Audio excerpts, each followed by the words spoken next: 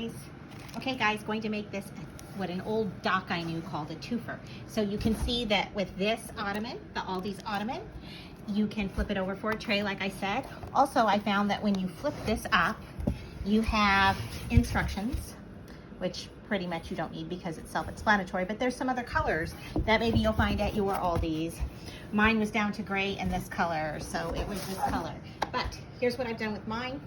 Now these are sheets just for this bedroom and pillowcases just for this bedroom. So be quick and easy to find. Also doing double duty with it, using it for the yarn. Now this is the updated blanket I'm making for a couple. So I do like it. And this happened because I'm also going to show you my yarn organization. Check it out. These bins I showed you earlier from Aldi's, by the way, they do have handles and they zip up, 2 zippers on them, so very easy to deal with. There, this one. I had started making them this one, but they live in Texas, so, and this was super thick, and at that time their baby was newborn. So now their baby is probably like over a year old. And I thought, oh, all the people that they know that hate me are gonna be like, what a numbskull. They live in Texas, why did you make a thick blanket? Because these people are very much like Pharisees, and they literally do talk like that, like they've talked it down to me several times. So I know, I'm overthinking it. I'm just going to give them my blanket, even though they'll make fun of that one too. And that's why I have that yarn, because the way it ended, I thought the nasty people would make fun of me. So I was going to just redo a whole nother one, but I don't know. I'm still contemplating, clearly. That's why I've got all those balls of yarn.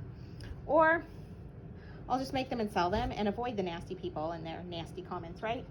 The couple I'm giving it to is not nasty. They're nice people. But here, all of these fit in here. And here's the nasty mess I was embarrassed about. You see why I'm embarrassed. This is here because I've got a lot of browns and such for the doll things I made. Like this is a crazy rug, right? Like a doll rug for American Girl dolls. And I used to sell at a trading post and make handmade items for that. This just never got finished. I loved the brown for a bag because I liked it just to be kind of toned down. Made all sorts of stuff, more shawls to sell. Made toddler shawls and stuff like that. All right, so you see why we've got a lot going on here. So going to either give away or discard. But when you're going through your yarn, cut your losses. Like literally, I'm going to cut this like right now and then show it to you.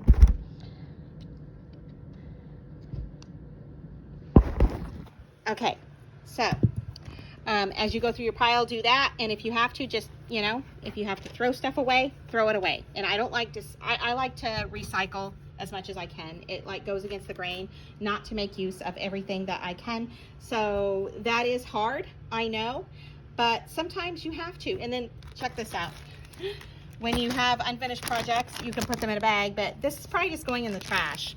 This happened one winter after I made like my daughter's cats some hats, and then I was going to make a cat ball. And then while I was making it, I was thinking, I've got all this work to do, and how bored am I that I'm making a cat ball? Clearly, it never got completely finished. You stuff it with items, but then you're sitting there overthinking it like, well, if I stuff it with this, you know, they might eat it, or you know the drill. So I think that's getting discarded. So that's the sorting process that one has to go through that is not fun. All right. So obviously going to put all the doll shawls into one area and give away, put up in a listing. Oh, I love this material. Just love it. But, you know, it's for either discarding or so. Okay, I don't even know what happened here. Like, clearly, this was a stocking cap that got carried away. And, you know, people would be like, I don't know what this is for, like my foot, or I don't know. That's kind of hilarious, right? But the yarn's so beautiful. So possibly tear that out, roll into a small ball of yarn to save for kids' crafts. By the way, with the yarn, if you want to donate the yarn, look at there. I think that my daughter and I were going to do this one year. How funny when we've got so much to do, right? So if I like put this in a discard pile or giveaway pile, there are community centers and even retirement homes nursing homes also. When I was visiting some elderly people, there are people in there that will crochet, so don't forget about them. That's a good place for it to be. Clearly this ends up with, like, you know, dryer sheets, old dryer sheets that you can recycle. This one has not been recycled. It's in here because I can use it to dust, but this should not be the space for it, right? Used to make little purses to go with the little shawls. I mean, right? And you can't see the texture on here, but this is so soft, and I love the little frou-frous, the fluffies. Okay, so honestly, this thing cracks me up though. I think I was testing out some yarn, and you're like, is this for like soap, like to use for a washcloth? I don't know, but I'm thinking, hey, that is a doll rug, and honestly, it's probably going to Goodwill. And yes, people do buy stuff like this. I've seen it with my own eyes. I too am amazed, but you know, whatever it takes.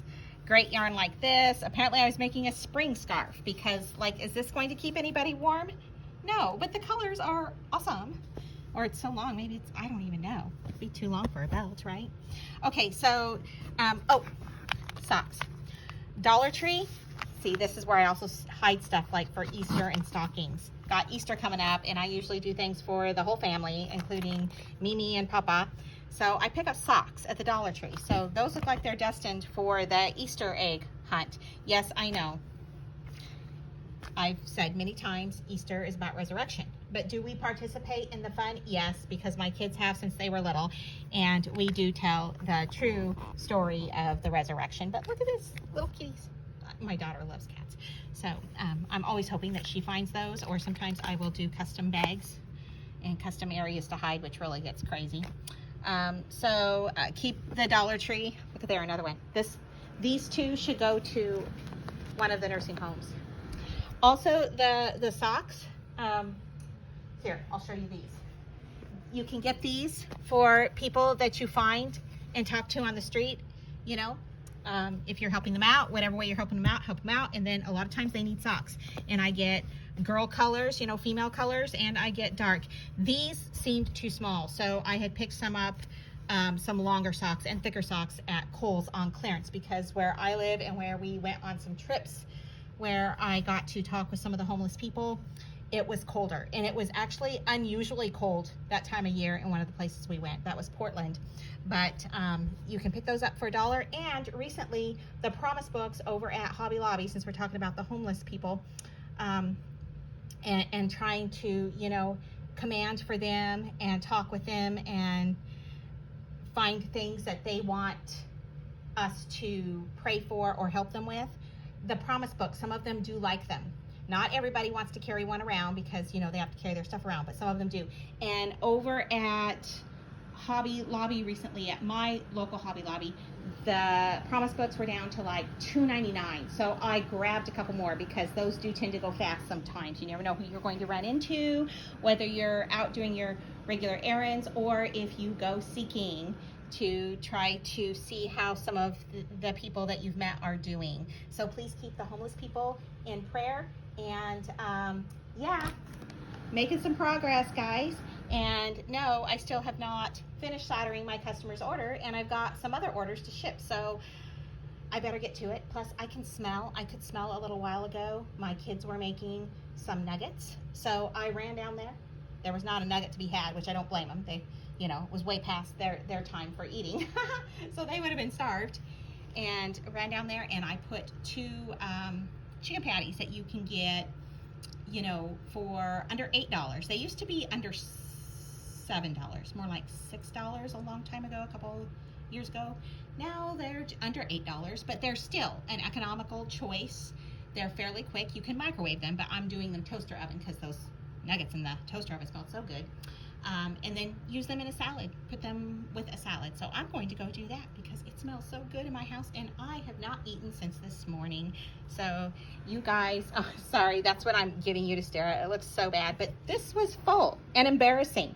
Did I say it was embarrassing? Yeah, you see the drill. Okay, you guys take care, and this needs to be my last one today because I got a lot going on for the rest of the day and tonight, and it's getting late. Bye, guys.